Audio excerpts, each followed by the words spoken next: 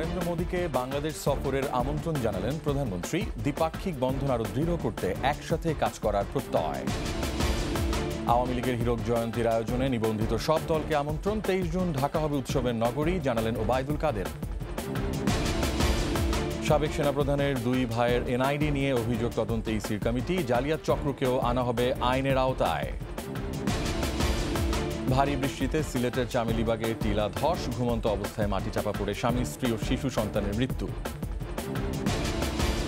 টি-20 বিশ্বকাপে কিছুক্ষণ পরে মাঠে নামছে বাংলাদেশ। সুপার 8-এর পথ সুগমে আত্মবিশ্বাসী টাইগাররা।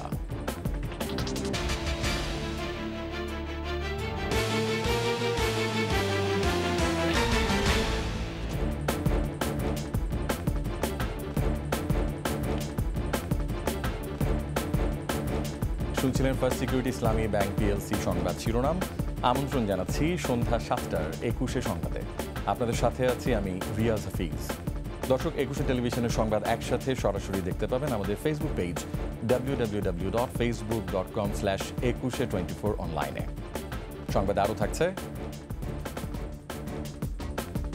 ভূমিহীন মুক্ত হচ্ছে সমুদ্র জনপদ কক্সবাজার। কাল শেষ ধাপে 3 উপজেলায় 261টি পরিবারকে জমির দলিল দেবেন প্রধানমন্ত্রী শেখ হাসিনা।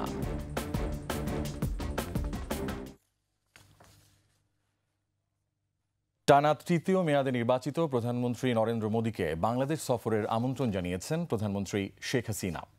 মোদী শপথ গ্রহণের পর রাষ্ট্রপতি ভবনে একান্ত বৈঠকে দুই দেশের বন্ধনকে আরও দৃঢ় করতে নতুন সরকারের সাথে কাজ করার আন্তরিক আগ্রহ ব্যক্ত করেন প্রধানমন্ত্রী। আরও জানাচ্ছেন আকবর হোসেন সুমন। নয়াদিল্লিতে রাষ্ট্রপতি ভবনে শপথ গ্রহণের পর ভারতের নবনির্বাচিত প্রধানমন্ত্রী নরেন্দ্র মোদীর সঙ্গে একান্ত বৈঠক করেন বাংলাদেশের প্রধানমন্ত্রী শেখ হাসিনা। তৃতীয়বারের মতো প্রধানমন্ত্রী নির্বাচিত হওয়ায় মোদীকে আবারও অভিনন্দন জানান বঙ্গবন্ধু কন্যা। নিকটতম প্রতিবেশী হিসেবে দুই দেশের সম্পর্ক নতুন উচ্চতায় উন্নীত হবে বলে আশা প্রকাশ করেন দুই শীর্ষ নেতা। সফরের শেষ দিনে প্রধানমন্ত্রী শেখ হাসিনার সঙ্গে তার আবাসস্থলে ভারতের কেন্দ্রীয় মন্ত্রী ও সাবেক পররাষ্ট্রমন্ত্রী সুব্রামানিয়াম জয়শঙ্কর সৌজন্য সাক্ষাৎ করেন। আর্থসামাজিক খাতে দুই দেশের সম্মিলিতভাবে কাজ করার সুযোগ নিয়ে আলাপ হয় এই সাক্ষাতে। ভারতের প্রধানমন্ত্রীকে বাংলাদেশ সফরের আমন্ত্রণের বিষয়টি তুলে ধরেন পররাষ্ট্রমন্ত্রী। মাননীয় প্রধানমন্ত্রীর সাথে শ্রীলঙ্কার মহামান্য রাষ্ট্রপতি রনিল বিক্রমসিংহে সাক্ষাৎ করেন। এটি মূলত সৌজন্য সাক্ষাৎ ছিল। সৌজন্য সাক্ষাৎ হলো সেখানে দুই দেশের পারস্পরিক সম্পর্ক নিয়ে বিস্তারিত আলোচনা হয়। ভারতের ইউনিয়ন মিনিস্টার জয়শঙ্কর দেখা করেছেন। মাননীয় প্রধানমন্ত্রী তাকে অভিনন্দন জানানোর পাশাপাশি আবার ইউনিয়ন মিনিস্টার হিসেবে নির্বাচিত হওয়ার জন্য তাকে অভিনন্দন জানানোর পাশাপাশি বাংলাদেশে যাওয়ারও আহ্বান জানিয়েছেন। এছাড়াও শ্রীলঙ্কার প্রেসিডেন্ট রনিল বিক্রমাসিংহ সৌজন্য সাক্ষাৎ করেন প্রধানমন্ত্রীর সঙ্গে। ভ্রাতৃপ্রতিম দুই দেশের স্বার্থে বাংলাদেশের পর্যটন খাতে শ্রীলঙ্কার বিনিয়োগ চান প্রধানমন্ত্রী। আকবর হোসেন সুমন, 21 টেলিভিশন, ঢাকা। এদিকে ভারতের কংগ্রেস পার্টি নেত্রী সোনিয়া গান্ধী এবং তার ছেলে লোকসভার বিরোধী দলীয় নেতা রাহুল গান্ধীও দেখা করেছেন সফররত প্রধানমন্ত্রী শেখ হাসিনার সঙ্গে। সোমবার দিল্লির আইটিসি মৌর্য হোটেলে বৈঠকের আগে হৃদ্যতাপূর্ণ পরিবেশে গান্ধী পরিবারের সাথে কিছুটা সময় কাটান প্রধানমন্ত্রী শেখ হাসিনা। পরে বৈঠকে তারা আলোচনা করেন দ্বিপাক্ষিক সম্পর্ক বিষয়ে। এ সময় আরও উপস্থিত ছিলেন কংগ্রেস পার্টির জেনারেল সেক্রেটারি প্রিয়াঙ্কা গান্ধী।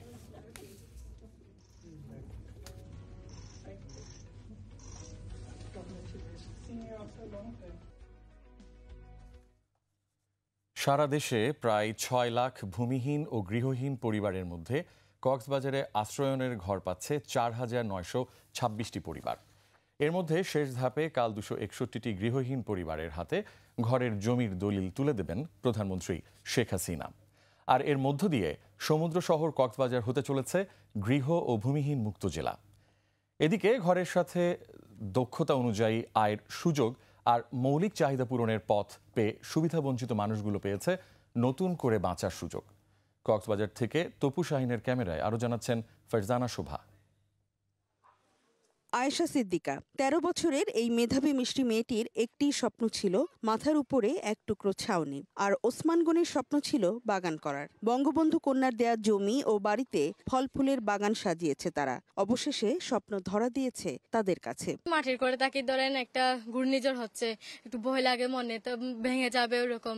ধরেন এখানে আসছে একটু ট্রেন আসছে, তারপরে ইটের আছে, তাই ভয় করে না। এখানে একটু ভালো আম গাছ লাগাইছি, কাঁঠাল গাছ লাগাইছি, কলা গাছ লাগাইছি, শাক সবজি গাছ লাগাইছি।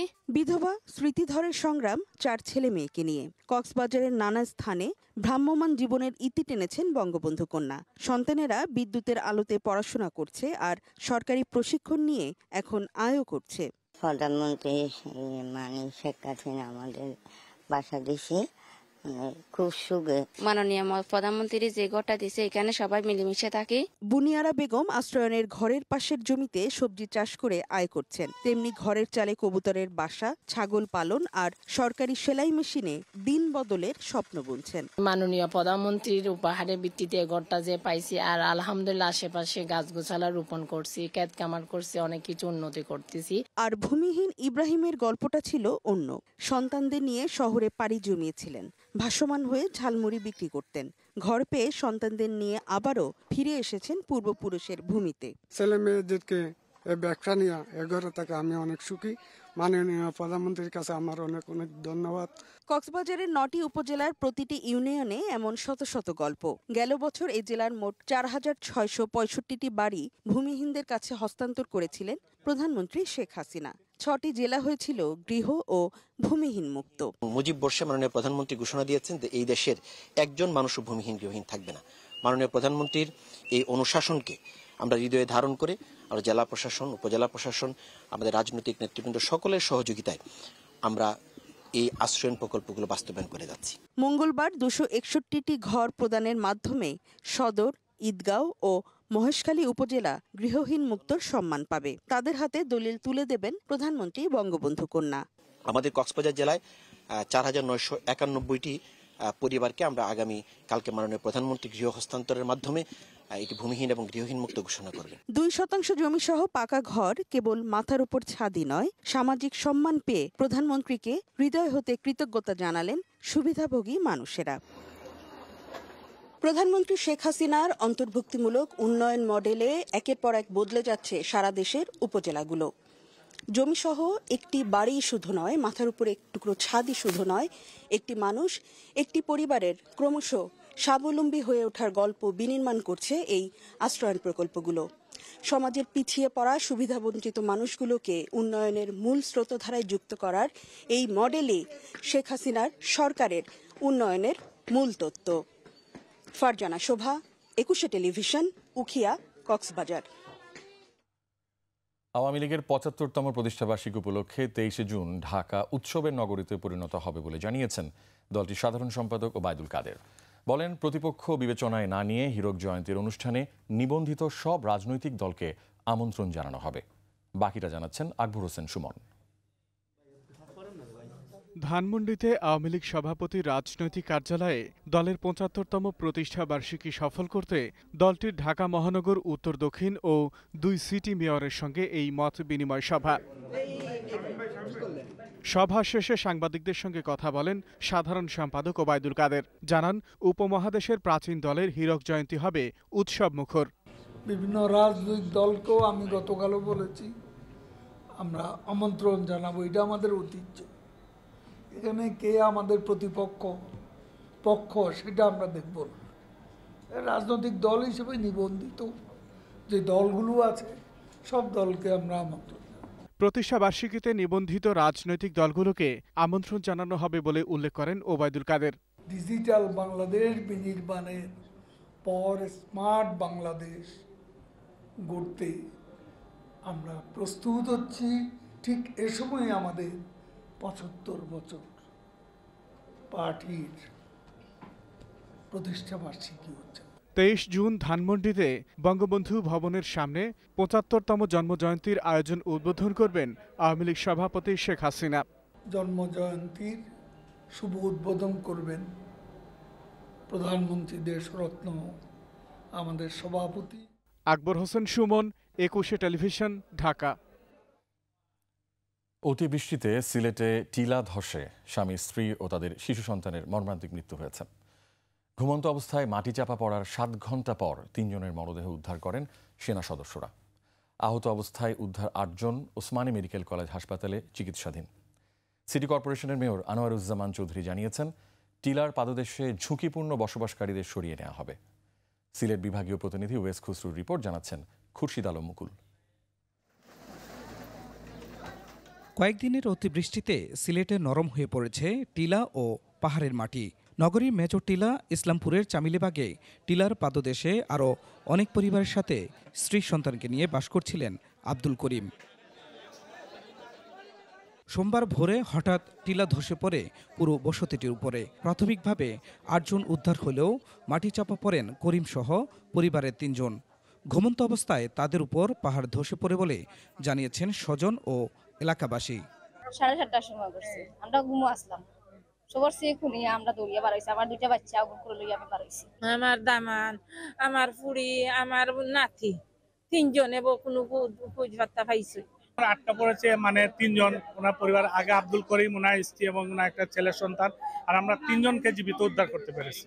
বেলা 11টার দিকে সিলেট সেনানিবাস থেকে উদ্ধার অভিযানে যায় সেনাবাহিনী।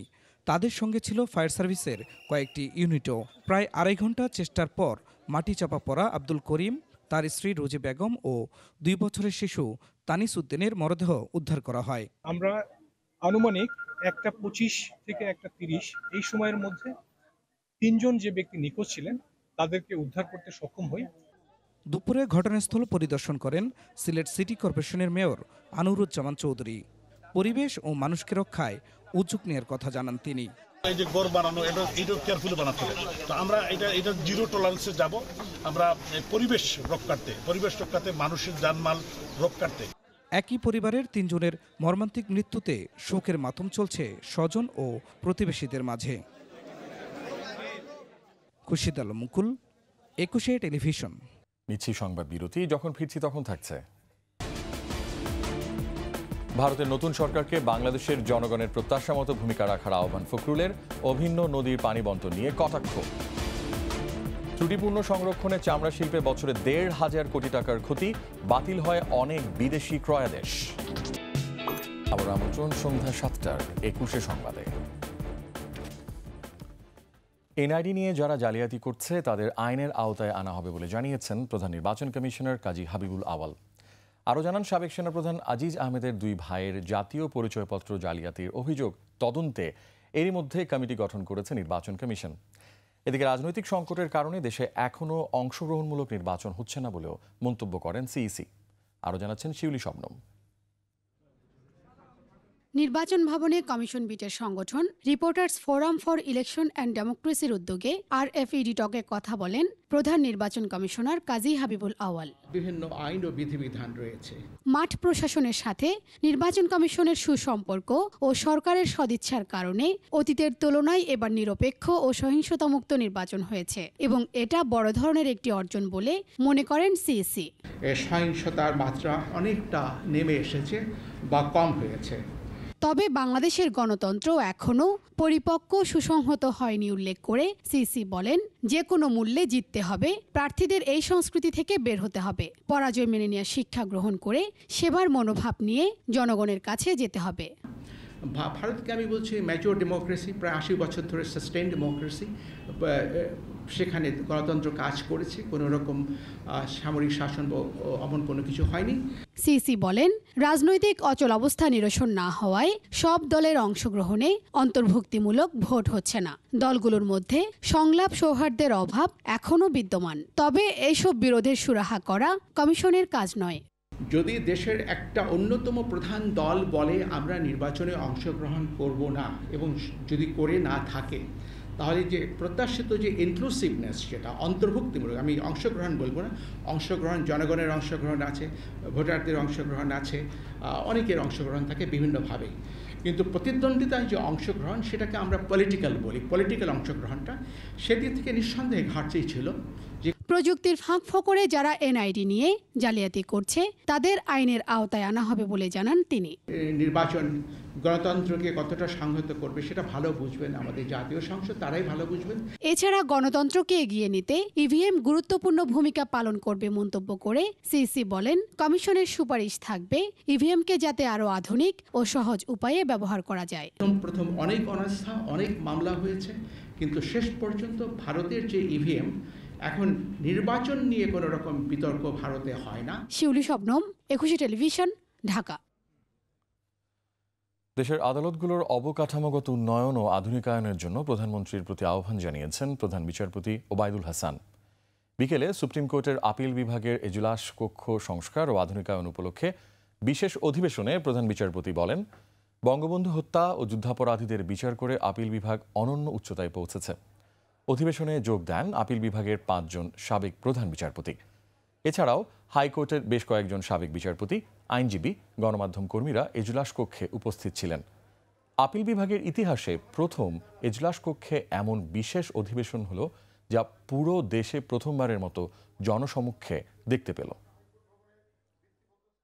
বাংলাদেশের শীর্ষ আদালত তথা প্রধান বিচারপতির এজলাস নানান মাত্রায় সুসজ্জিত হয়ে উঠেছে। আমরা বিশ্বাস করি এই আয়োজন নতুন দিনের সূচনা মাত্র। এর মধ্য দিয়ে বাংলাদেশের অধস্তন আদালতগুলোর ভৌত কাঠামোর উন্নয়ন নতুন করে প্রাণ পাবে আশা করি। অধস্তন আদালতগুলোতে স্বচ্ছন্দ বিচার প্রক্রিয়া পরিচালনার স্বার্থে এ সকল স্থাপনাগুলোর আধুনিকায়ন ও উন্নয়নের জন্য আমি বিনীতভাবে মাননীয় প্রধানমন্ত্রীর সুবিবেচনা ও সুদৃষ্টি কামনা করছি। ভারতের নতুন সরকারকে বাংলাদেশের জনগণের প্রত্যাশা অনুযায়ী ভূমিকা রাখার আহ্বান জানিয়েছেন বিএনপির মহাসচিব মির্জা ফখরুল ইসলাম আলমগীর। ঢাকা রিপোর্টার্স ইউনিটিতে দলের প্রতিষ্ঠাতা জিয়াউর রহমানের মৃত্যুবার্ষিকী উপলক্ষে আলোচনায় তিস্তাসহ অভিন্ন নদীর পানি বণ্টনে ভারতের সরকারের ভূমিকা নিয়ে কটাক্ষ করেন ফখরুল। এ সময় দেশ ভয়াবহ অবস্থায় আছে উল্লেখ করে বিএনপি মহাসচিব অভিযোগ করেন, বাজেট এখন সাধারণ মানুষের আওতার বাইরে। আন্দোলনের মাধ্যমেই বর্তমান সরকারকে বিদায় জানাতে হবে বলেও মন্তব্য করেন মির্জা ফখরুল।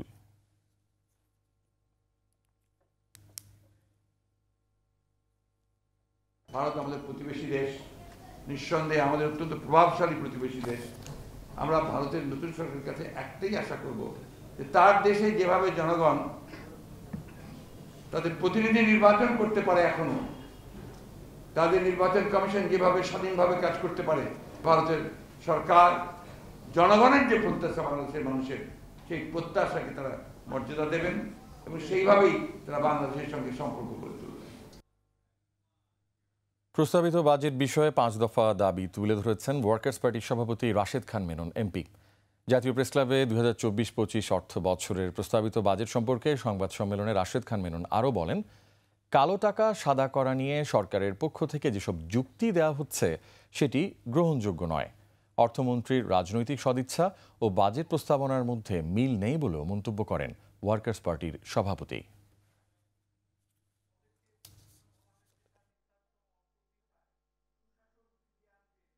ঋণ খেলাপিদের ব্যাপারে আমরা বলেছি, এই যে বারবার রেয়ার দেওয়ার ব্যাপারটি বাদ দিয়ে আমাদেরকে অবশ্যই আজকে ট্রাইব্যুনাল গঠন করে তাদের বিচার ব্যবস্থা করতে হবে। বিশেষ করে কালো টাকার প্রশ্নটি আপনারা দেখেছেন, যেখানে সাধারণ আয়ের ক্ষেত্রে 30% সুদ সর্বোচ্চ রয়েছে, সেখানে 15% করা হয়েছে।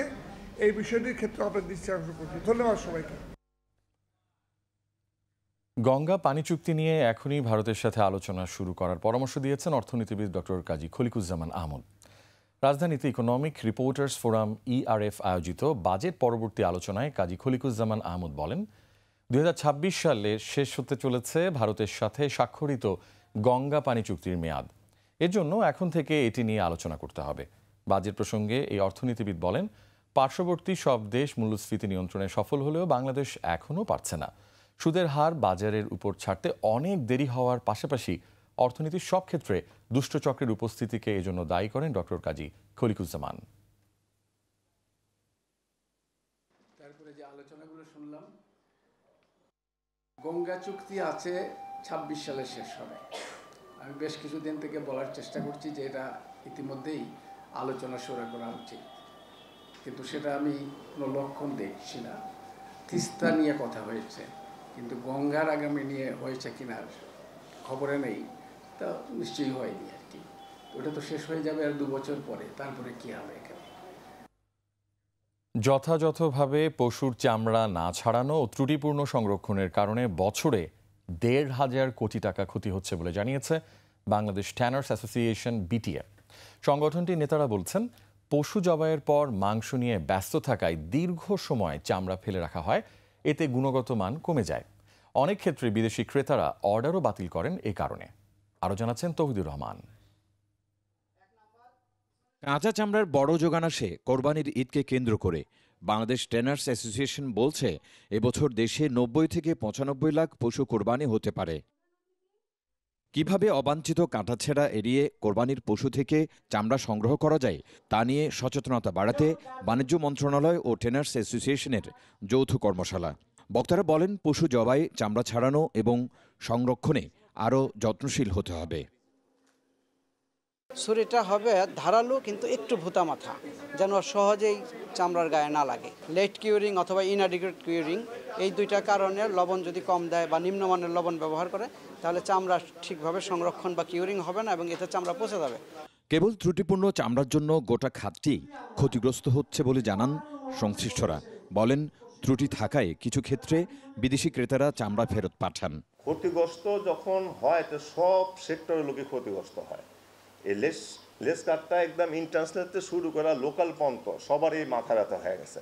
দেশে প্রচুর লবণ উৎপাদন হলেও ঈদকে সামনে রেখে দাম বাড়ছে অভিযোগ করে বিটিএ চেয়ারম্যান পশুবাহী পরিবহনে চাঁদাবাজি বন্ধের দাবি জানান।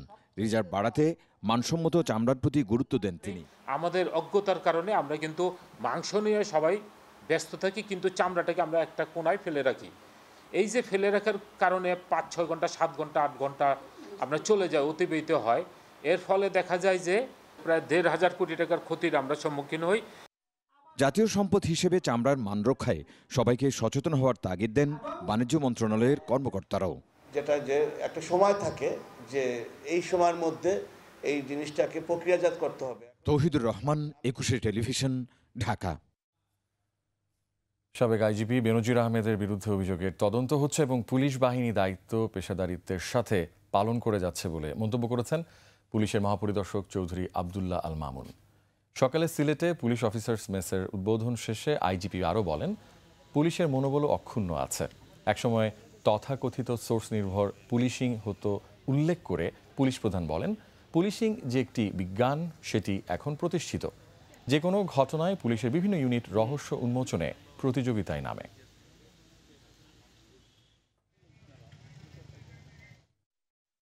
মাননীয় প্রধানমন্ত্রী জিরো টলারেন্সের জঙ্গিবাদ সন্ত্রাসবাদের বিষয়ে জিরো টলারেন্সের যে নীতি, এই নীতির আলোকে দায়িত্ব পালন করার জন্য আমাদের জনবল দরকার, লজিস্টিক দরকার ছিল, ইকুইপমেন্ট দরকার ছিল।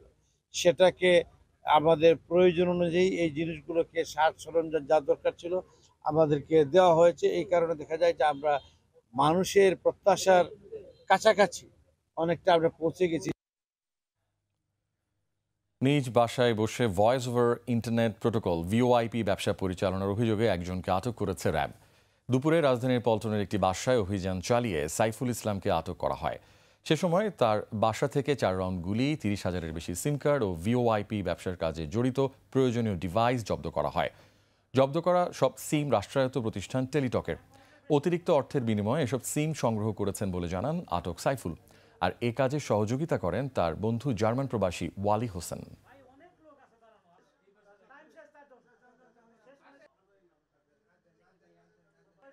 একজনের একটা সিম রেজিস্ট্রেশন করতে যাওয়ার সময় তিনি একাধিক সিম ফিঙ্গারপ্রিন্টের মাধ্যমে রেজিস্ট্রেশন করিয়ে 2টি বা 3টি সিম অতিরিক্ত করে রাখেন। এভাবে করে কিছু ব্যবসায়ী তারা সিমগুলিকে আলাদা করে অতিরিক্ত হিসেবে অতিরিক্ত দামে এই ধরনের ব্যবসায়ী যারা তাদের কাছে বিক্রি করেন এবং এরা ওখান থেকে সংগ্রহ করে নিয়ে আসেন। তো আমরা আসলে উনি কার কার কাছ থেকে সংগ্রহ করেছিলেন সেই ব্যবসায়ীদেরকেও আমরা আসলে খুঁজছি। এবার বিকাশ ঈদ কেনাকাটা।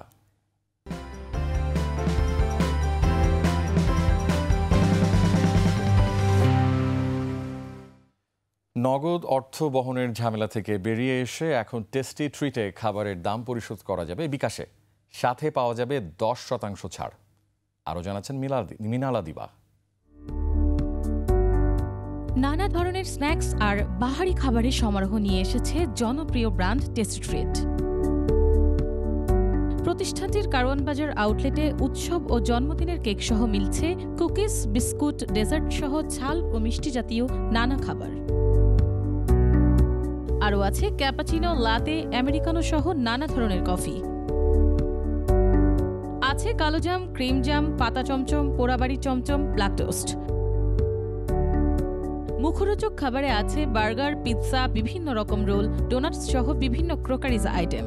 ডেজার্টের মধ্যে সুইট, বিভিন্ন ধরনের সুইট আছে। ইয়োগার্ট, আমাদের ব্লুবেরি ইয়োগার্টটা অনেক পপুলার।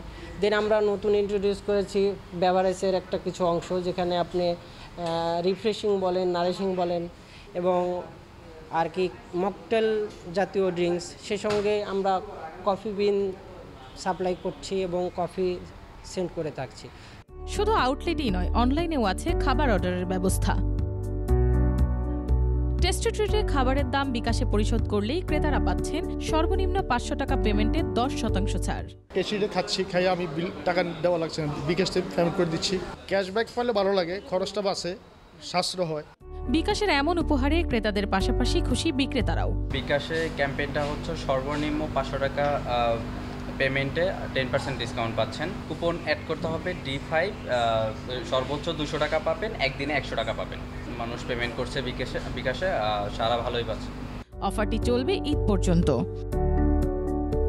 মিনালা দিবা, 21 টেলিভিশন, ঢাকা। এই ঈদে দেশ জুড়ে কেনাকাটার ফুর্তি হবে শুধু বিকাশে, সাথে ডিসকাউন্ট কুপন, ইনস্ট্যান্ট ক্যাশব্যাক।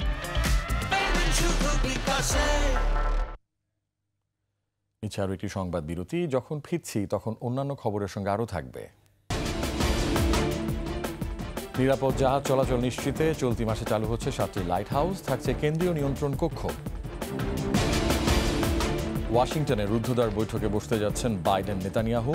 গাজায় যুদ্ধবিরতি চুক্তির সম্ভাবনা। সবই হবে বাসায় বসে। আবার আমন্ত্রণ সন্ধ্যা 7টার 21 সংবাদে। দেশের বিশাল সমুদ্র সীমায় দেশি বিদেশি জাহাজের চলাচল নিরাপদ করতে জুনে চালু হচ্ছে নৌপরিবহন অধিদপ্তরের কেন্দ্রীয় কন্ট্রোল অ্যান্ড কমান্ড সেন্টার। এছাড়া সমুদ্রগামী জাহাজের সঠিক দিক নির্দেশনার জন্য চালু হচ্ছে 7টি আধুনিক লাইট হাউস। বিস্তারিত আহমদ বাবুর প্রতিবেদনে। আন্তর্জাতিক আদালতে আইনি লড়াইয়ের পর 2014 সালে 1,18,813 বর্গ কিলোমিটার সমুদ্র সীমা পায় বাংলাদেশ। বিশাল এই সমুদ্রপথে চলাচলকারী বাণিজ্যিক জাহাজের দিক নির্দেশনা ও যোগাযোগ স্থাপনের জন্য নতুন 4টি ও পুরাতন 3টি সহ আধুনিকায়ন করে মোট 7টি লাইট হাউস ও কোস্টাল রেডিও স্টেশন স্থাপন করেছে নৌপরিবহন অধিদপ্তর। রাজধানীর আগারগাঁওয়ে নৌপরিবহন অধিদপ্তরে স্থাপন করা হয়েছে কমান্ড অ্যান্ড কন্ট্রোল সেন্টার। কোনো জাহাজ দুর্ঘটনায় পড়লে ভিএসএফ, এমএফএসএফ ও রেডিও অথবা স্যাটেলাইট যোগাযোগের মাধ্যমে এ সেন্টারে বার্তা দিতে পারবেন নাবিকরা। কন্ট্রোল সেন্টার থেকে এসব বার্তা দ্রুত পৌঁছে যাবে নৌবাহিনী অথবা কোস্টগার্ডের কাছে। এখানে স্থাপন করা হয়েছে তথ্য ভাণ্ডার। 10 বছরের নৌ চলাচলের তথ্য সংরক্ষণ করা যাবে এখানে। ইন্টারন্যাশনাল মেরিটাইম ফোরামের সঙ্গে চুক্তি অনুযায়ী সমুদ্রগামী দেশি বিদেশি জাহাজ বাংলাদেশের জলসীমায় বিপদে পড়লে উদ্ধার করতে হবে। সে অনুযায়ী বাংলাদেশে কমান্ড অ্যান্ড কন্ট্রোল সেন্টার স্থাপন করা হচ্ছে। আমরা ঢাকা থেকে মনিটর করতে পারবো যে দেশি বিদেশি জাহাজগুলো কোনগুলো আমাদের ওয়াটার দিয়ে চলাচল করছে, তাদের কি অবস্থা আছে, তারা আমাদের টেরিটরি বা ওয়াটারে কোনো ক্ষতি করতেছে কিনা, বা তারা কোনো বিপদের সম্মুখীন আছে কিনা রিয়েল টাইমে জানতে পারবো যে এখানে কোনো জাহাজ বিপদে পড়ছে কিনা, তাদের কি ধরনের সহযোগিতা দরকার। দ্বিতীয়ত যে কাজটা হবে যে ইন্টারন্যাশনালি আমাদের দেশের ভাবমূর্তি আরও অনেক এগিয়ে যাবে। আমাদের এই জলসীমায় যে কোনো জাহাজ, দেশি বিদেশি যে কোনো জাহাজ বিপদে পড়লে আমরা তাদের উদ্ধার করব।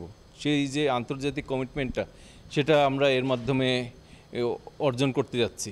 সারা বিশ্বে বাংলাদেশি জাহাজগুলোকে এই সেন্টার থেকে নজরদারি করা যাবে। আমরা আশা করি জুনেই এটা শেষ করতে পারবো। তো এই প্রজেক্টের অধীনে 7টি লাইট হাউস এবং কোস্টাল রেডিও স্টেশন এবং Dhaka command and control centre নির্মিত হচ্ছে, যেটা আমাদের প্রধান কার্যালয় হিসেবে ব্যবহৃত হবে। বাংলাদেশ ও দক্ষিণ কোরিয়ার অর্থে প্রকল্পটি বাস্তবায়ন করা হচ্ছে বলেও জানান তিনি। এখানে প্রতিটা জাহাজ বাংলাদেশে আসলে আমরা টাকা পাবো লাইট হাউস ফি হিসেবে। আহমদ বাবু, 21 টেলিভিশন, ঢাকা। এবার বাণিজ্য সংবাদ।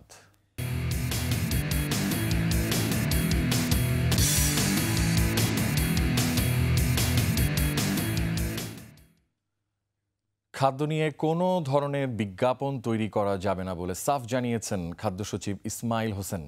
রাজধানীতে খাদ্য নিরাপত্তা বিষয়ক এক সেমিনারে অংশ নিয়ে মন্ত্রণালয়ের সচিব জানান, বিজ্ঞাপন নিয়ন্ত্রণে ইতোমধ্যে বিধিমালা তৈরি করা হয়েছে। মানুষকে সচেতন করতে হবে জানিয়ে বলেন, দেশে যারা খাদ্য নিয়ে গবেষণা করছেন তাদের মধ্যে সমন্বয় করতে হবে। দেশের বাজারগুলো ক্লিনিক ও ফার্মেসিতে ভরে গেছে উল্লেখ করে খাদ্য সচিব আরও জানান, পুরো বিশ্বে যে পরিমাণ ওমিপ্রাজল বিক্রি হয় তার অধিকাংশই ভারতীয় উপমহাদেশে বিক্রি হয়।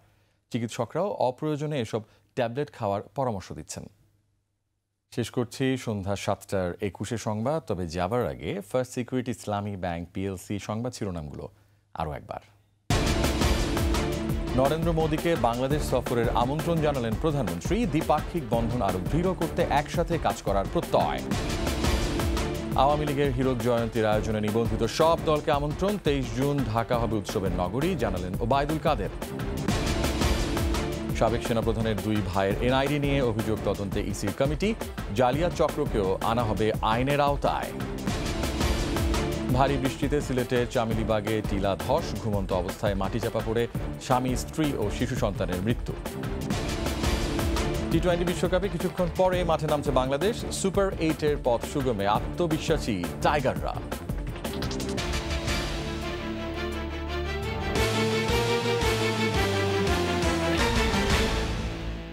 সর্বশেষ সংবাদ জানতে ডায়াল করুন 2021 নম্বরে আর ভিজিট করুন 21erashtv.com ওয়েবসাইটে।